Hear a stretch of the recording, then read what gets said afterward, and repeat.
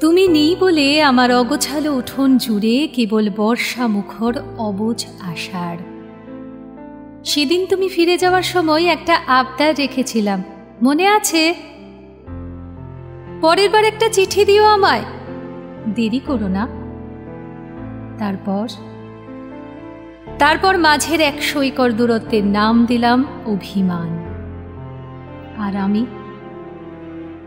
কয়েকশো বসন্তের হিমবাহ পার করে এসে ক্লান্ত, অবসর প্রাপ্ত। স্মৃতির আলমারির তাকে যত্ন করে রাখা থাক অপেক্ষা আর উপেক্ষা। যদিও সব কিছু মিলে মিশে শেষে ছুঁয়ে ফেলেছে সময়ের গলনাঙ্ক। তোমার হয়তো পাতার পর পাতা লিখতে গিয়ে বুক পকেটের ওজন বেড়ে গেছে, তাতে কোনো ক্ষতি নেই জানো। কিন্তু কিভাবে বহন করো সেই ভার, ইচ্ছে ভীষণ দেখবার। দিন শেষ হয়ে এলে যে সুখের রং আঁকি রোজ, সন্ধে হলেই এক আধারের স্থূল স্রোত ধুয়ে নিয়ে যায় তাকে। ঘিরে ধরে এক কাঙ্ক্ষিত নির্জনতা। তোমার অলস আঙুলে তখন কেবল বন্ধ খামেরা।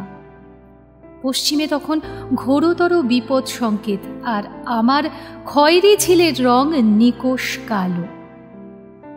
বেলা শেষের অন্তরাগের আলো মেখে এরপর শুরু হয় আমার একাকিত্বের উদযাপন।